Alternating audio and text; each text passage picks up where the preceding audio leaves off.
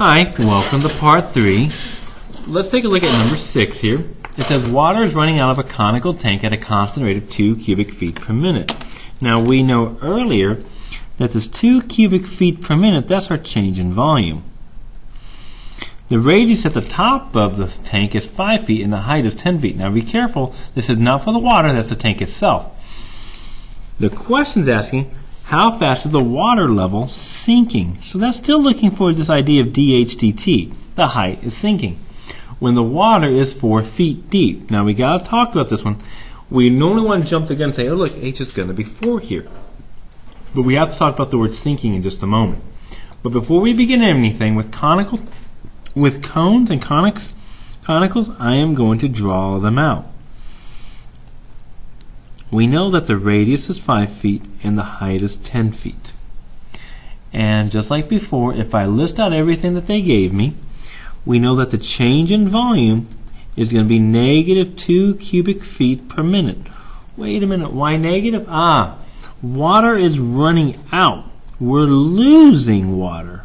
Okay? We're losing water here. So we're going to make it negative in this case. We also know that the height seems like it's going to be 4, but it's not going to be 4, which we'll talk about in just a moment. But we're looking to find dH dt. So let's talk about how we find the height here. Remember, the cone is the shape. It gives us the shape of the water, but it's not the water itself. We're not told that the water is at the very top. Matter of fact, quite the opposite. There's my water level right there. And we're told that the water is 4 feet deep. But then they mention this word sinking.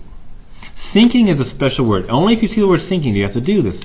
We measure sinking from the top down. So to get the height, that's this distance right here. From the top minus the 4. So to get the height, it's going to be the 10 minus the 4, which is 6 feet. And now I can come up with my equation. Well, my volume equation for a cone, 1/3 pi r squared h. If I try to take the derivative now, I have a product rule. Too many variables there. Now, there's going to be one case where we have to, but in this case, we can actually replace one of them. So I am going to either replace r or h. Now, it really doesn't matter which one you replace, but look at what you're given. Height in dH dt. I don't want r. I only want everything in terms of h. So the question is, how do I replace this r in terms of h? And that's where I go back to this cone. I'm going to use an old geometry skill. Similar triangles. We're going to see a lot of this unit. Which I know that the radius over the height is the same as 5/10. And I can solve for r. r becomes 1/2 h.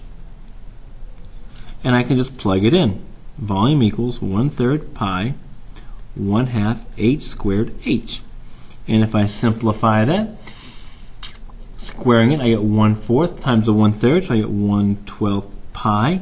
Here we get h squared times h. I get h cubed. So there's my new volume equation. And now I can take the derivative. We get dV dt. No product rule. I get, drop your 3, I get 1/4 pi h squared. Don't forget, implicit dH dt. And now I can just plug in everything. I know that this is negative 2 equals 1/4 pi. Remember, h was 6, not 4. And that gives us 16 dH dt. And if I simplify it, dH dt, or solve it, I get negative 8/16 pi. And the units, h is being measured in feet, t is being measured in minutes. Write this as a sentence. We can say the height, be careful, is decreasing at a rate of 8/16 pi feet per minute. Notice I didn't say decreasing at a negative. You cannot decrease at a negative. That becomes an increasing. Alright, last question. We have plenty of time here. If as the TARDIS, which is the shape of a rectangular prism, it dies, it expands. The base of the TARDIS is a square with the sides of the TARDIS 3 times the length of the base.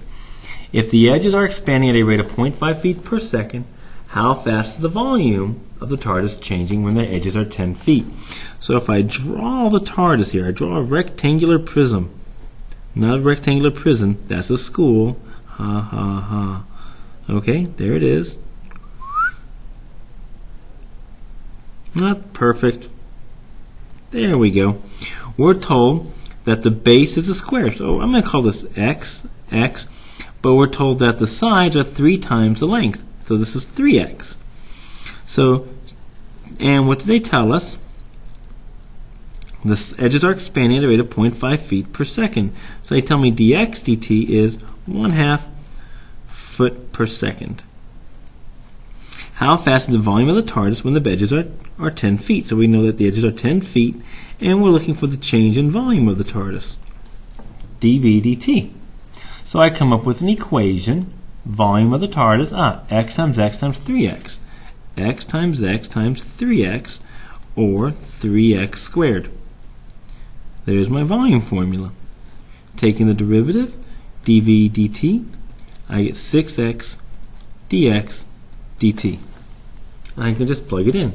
dv dt equals 6 times x, which is 10, times 1/2, and we get 30, and that's going to be cubic feet, because change in volume is going to be cubic feet per second.